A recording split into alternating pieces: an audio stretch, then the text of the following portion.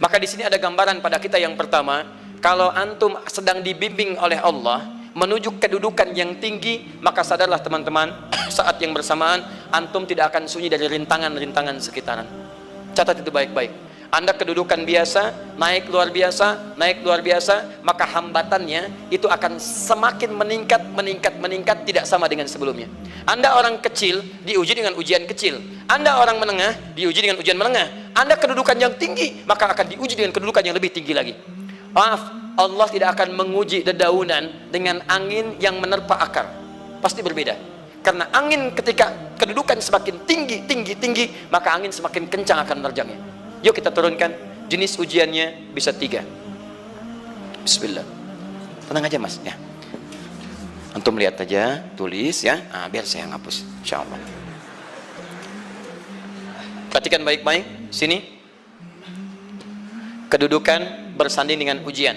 Kalau rumus fisikanya F berbanding lurus dengan P. Gaya berbanding lurus dengan tekanan.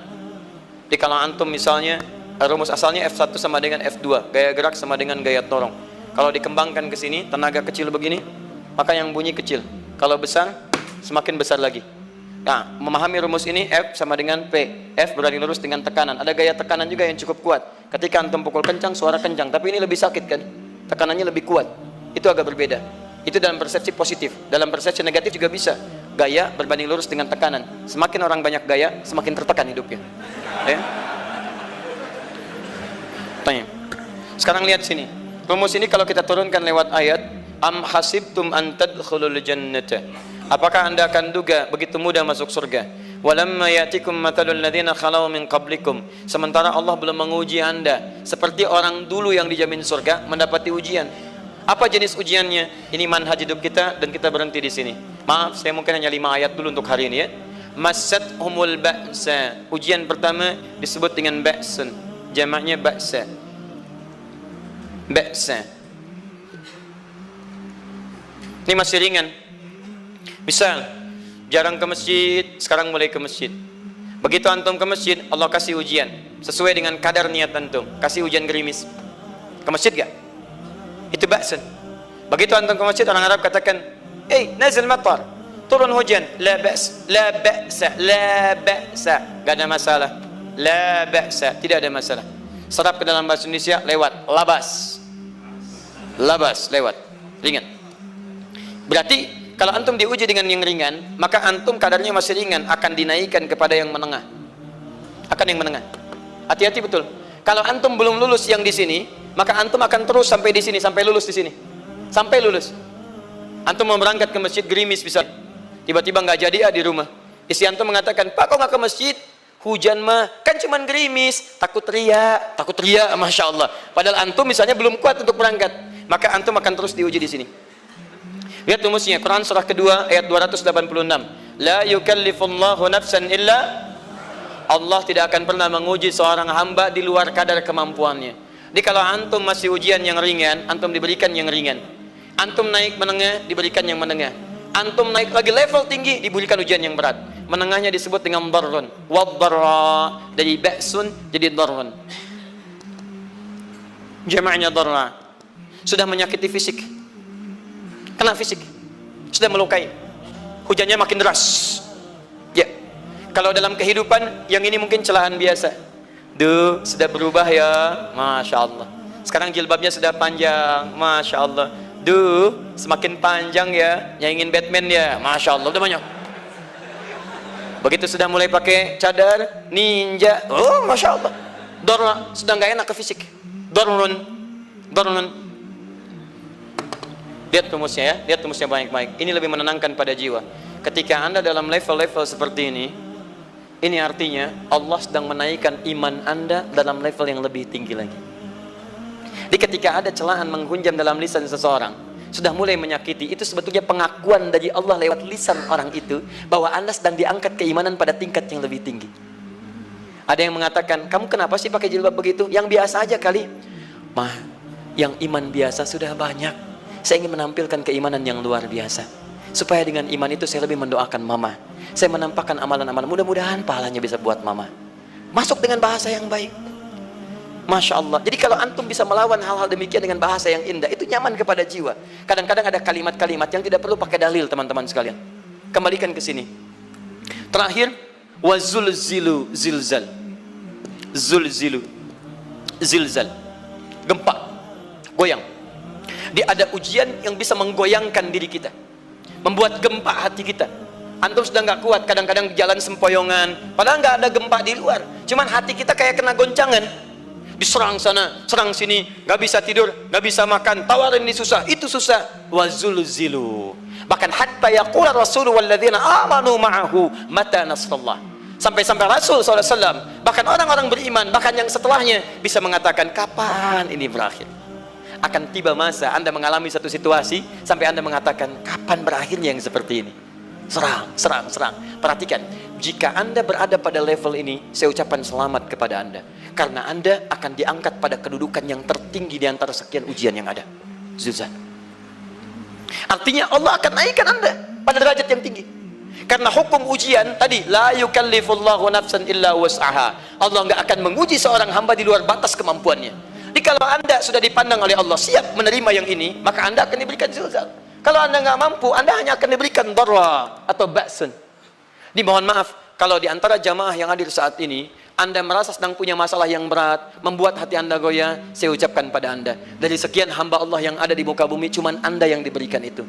Artinya Allah akan mengangkat derajat Anda. Ayo bahagia. Dan yakinlah, bukan orang lain yang dititipkan, Anda yang diberikan. Allah percaya pada Anda, kenapa Anda tidak yakin? Bukan orang lain. Jadi mustahil Allah memberikan ujian berat kalau Anda nggak sanggup. Karena cuma Anda yang sanggup, Anda yang dikasih. Makanya jangan mengeluh. Jangan katakan, ya Allah, kenapa saya, ya Allah? Why me? Kata Allah, why not? Kamu yang bisa, yang lain tidak. Dan tanpa harus Anda menuliskan status, memang cuma saya yang sanggup. Oh, Masya Allah, gak usah. Sadari, kalau bukan sayang, Allah itu punya sifat adil, nggak mungkin menukar sesuatu di luar kadarnya. Antum tahu cicak? Halo?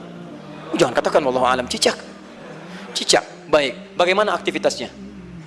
Merayap. Di mana? Dinding. Apa makanannya? Nyamuk. Nyamuk bagaimana aktivitasnya? Terbang. Pertanyaan saya, di mana keadilan Allah menjadikan makhluk yang merayap makanannya terbang? Kalau nyamuk masuk kategori pertama tadi, pintar dan tahu dirinya pintar, jadi mainan cicak. Cicak, ayo tangkap. Cicaknya cuma merayap, dianya terbang. Beruntungnya nggak ada nyamuk yang jenius. Tapi yang paling hebat, perhatikan bagaimana lisan orang tua kita menanamkan kalimat-kalimat untuk menanamkan tauhidullah subhanahu wa ta'ala.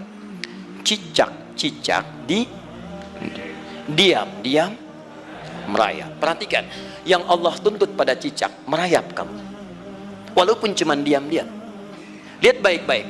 Diam-diam merayap. Datang seekor, Masya Allah. Ketika dia merayap, nyamuk datang. Lihat, bukan cicak mendatangi nyamuk, tapi nyamuk mendatangi cicak. Kalau cicak tidak merayap, mustahil nyamuknya datang. Allah hanya tunjukkan, kamu merayap ya, nyamuk datang. Sekalipun dia merayap, cuma diam-diam, nyamuknya datang. Jadi hukum Allah itu kalau dipatuhi, nikmat kehidupan. Cicak gak merayap, nyamuk gak datang. Cicak merayap, nyamuk datang. Datang seekor nyamuk, setelah itu silahkan. Jadi kalau kita teman-teman ikuti hukum Allah, mau berat, alhamdulillah, mau ringan, alhamdulillah, ya mau sedang, alhamdulillah. Begitu diangkat, artinya ada pengakuan dari Allah, iman kita akan diangkat. Cuman bahasa Nabi Ya'qub alaihissalam kepada Yusuf alaihissalam, mesti ada persiapan dalam mengatasi itu semua. Tidak cukup hanya mendiamkan saja. Maka kata Nabi Ya'qub, jangan kisahkan dulu, bikin dulu pemetaan untuk mudah mengatasi itu semua. Ini poinnya. Anda harus punya rencana. Maka Nabi Ya'qub menyiapkan, bekali dulu ini, siapkan itu. Kalau ambil ke aspek teori untuk kita sekarang, tafsir dari ini untuk menyelesaikan solusi di Quran surah kedua ayat 214 tadi, maka jawabannya ada di Quran surah ketiga ayat 142, paling kiri sebelah atas. Ini kanan sebelah bawah, ini kiri sebelah atas. Dan awal ayatnya dibuka dengan kalimat yang sama. Perhatikan, Al-Baqarah ayat 214 kalimatnya menggunakan am hasibtum an tadkhulul jannah. Ali Imran 142 am hasibtum an tadkhulul jannah. Yang Al-Baqarah itu ujiannya, walamma ya'tikum mathalul ladzina khalau min qablikum masathumul ba'sa wad-dharra waz-zulzilu. Yang Ali Imran itu solusinya. Am hasibtum an tadkhulul jannata wa lamma ya'lamillahu alladhina jahadu minkum wa ya'lamas sabirin. Saya tutup sampai sini dulu. Teman-teman perhatikan, walamma, sedangkan Allah ya'lamillahu alladhina jahadu minkum, belum melihat kesungguhan Anda untuk mengatasi berbagai persoalan kehidupan itu. Kalimat jahadu, akar katanya dari kata al-juhdu, serius, sungguh-sungguh.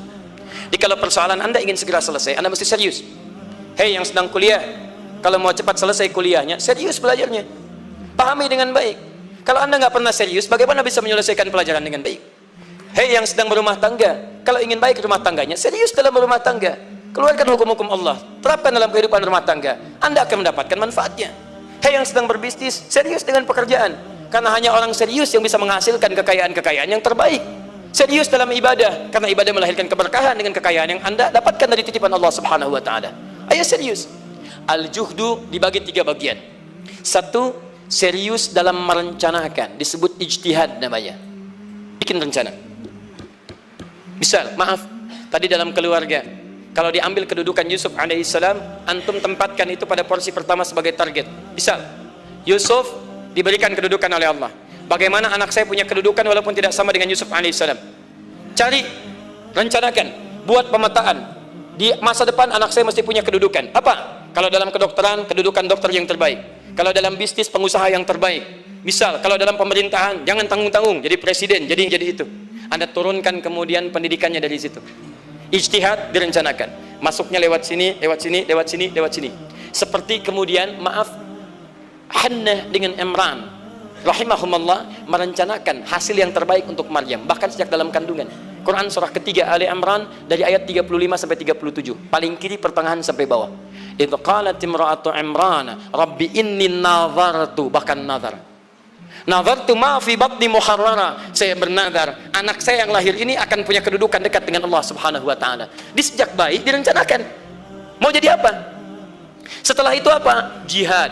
Jihad itu kesungguhan dalam mempraktekkan, mengaktualisasikan konsep yang sudah dibuat. Jangan sampai cuma berdoa tapi doanya tidak disandingkan dengan ikhtiar, nggak nyambung. Makanya ketika lahir ada jihad, jihad dengan doa. Falamma wada'at saqalat rabbi inni wada'tuha untha, ayat 36-nya. Wallahu a'lamu bima wada'at wa laysa dzakaru kal untha. Lihat, wa inni sammaituha Maryam wa inni wa'idhuha bika wa dzurriyyataha minasyaitonir rajim. Doa. Setelah berdoa apa? Teruskan. Bagian akhirnya ayat 37-nya. Maaf teman-teman, tidak cukup dengan doa. Karena Maryam masih dekat dengan Allah, punya kedudukan, dia mesti dirawat oleh orang yang paling saleh. Cari Nabi Zakaria, orang saleh. Mesti merawat. Tempatnya mesti netral dari keburukan, bikin mihrab. Jadi tempat dibuatkan, orang soleh merawat, doa dipanjatkan, doa berbanding lurus dengan ikhtiar. Apa yang terjadi? Ayat 37-nya. Fataqabbalaha rabbuha biqabulin hasanin wa ambataha nabatan hasana. Maka Allah Subhanahu wa Ta'ala menerima usaha orang tua ini. Doanya diterima, ikhtiarnya diterima. Jadi kalau antum mengambil ayat tadi, diterapkan dalam kehidupan, rencanakan teman-teman sekalian. Anak mau sekolah di mana? Mau jadi apa? Turunkan ke bawahnya. Oh, dia mau jadi dokter, dokter yang hafal Quran, turunkan pendidikannya di sini sampai paling kecilnya. Siapa gurunya yang dekat dengan Allah? Sekolah yang menjauhkan dari hal-hal keburukan, sampai satpamnya soleh, securitynya soleh, koperasinya orang-orang soleh, gurunya orang-orang soleh. Hadirkan. Kalau ikhtiarnya sudah nyambung dengan doa, maka fataqabbalallah, taqabbalaha rabbuha. Diterima Maryam, antum diterima. Di kadang-kadang yang nggak nyambung nih begini, doanya nggak nyambung dengan ikhtiar, itu masalahnya. Ya Allah, mohon ya Rabb, jadikan anak saya rajin sholat, hafal Al-Quran, tapi ditempatkan di sekolah yang tidak pernah mengajarkan sholat, nggak nyambung. Ditempatkan di tempat yang tidak pernah mengajarkan Quran, tidak nyambung. Nggak ada kesamaan di situ. Maka Nabi Ya'qub alaihissalam memberikan gambaran kepada anaknya, nak, kamu akan punya kedudukan begini, hati-hati, setiap ada kedudukan akan ada rintangan, kamu harus punya rencana untuk merencanakan solusi-solusi terbaik untuk itu. Kemudian yang terakhir, ini yang paling hebat, mujahadah, perjuangan melawan emosi. Karena tidak sedikit tantangan itu, maaf, yang berat itu bukan menghadapi fisiknya, tapi menghadapi diri kita sendiri. Mau ke masjid, malas, itu yang susah dihadapi dibandingkan dengan hujan. Hujan ada payung, malas mau pakai apa? Maaf, menurun, semangat turun, malas datang, kecewa datang, pesimis datang, lawan, namanya mujahadah. Gabungkan ketiganya, isi dengan sabar. Wa ya'lamas sabirin. Manhaj itulah yang diberikan kepada Yusuf, sehingga Yusuf nanti mengalami tahapan-tahapan kehidupan sampai dengan beliau mencapai puncak tertinggi, disebut kemudian menjadi Al-Aziz, dan disitulah kemudian terbukti mimpinya setelah 40 tahun atau 80 tahun disebutkan dalam satu riwayat, maka terbuktilah mimpi ini punya kedudukan bapak ibunya beserta saudara-saudaranya sujud di hadapan Yusuf alaihi salam. Teman-teman, ini baru 5% dari pengajaran yang ada di surah Yusuf. Masih banyak hal yang lainnya. Bagaimana ketika mohon maaf bertemu dengan saudaranya. Saya kasih bocoran sedikit. 10 orang rapat di satu tempat untuk mencelakai Yusuf. Setelah mereka menyimpulkan bapaknya itu lebih perhatian kepada Yusuf. La Yusufu ahabbu ilaina. Yusuf itu lebih dicintai dibandingkan kita pada diri bapak kita. Bapak kita salah nih. Bapak kita salah. Masya Allah. Bapak kita sesat nih. Ya, inna abana lafi dhalalim mubin. Bapak kita sesat banget nih. Salah bapak nih. Ya harusnya kita yang dicintai, kita lebih kuat. Wa nahnu usbah, kita lebih hebat dibanding dia. Rapat teman-teman. Yang hebat begini, 10 orang rapat. Diajukan usulan untuk membunuh Yusuf. Saya mau tanya pada antum, kalau 10 orang rapat, 9 mengusulkan A, 1 mengusulkan B. Kira-kira yang diterima secara quorum 9 atau 1? 9. Ini bisa tertukar. Tertukar.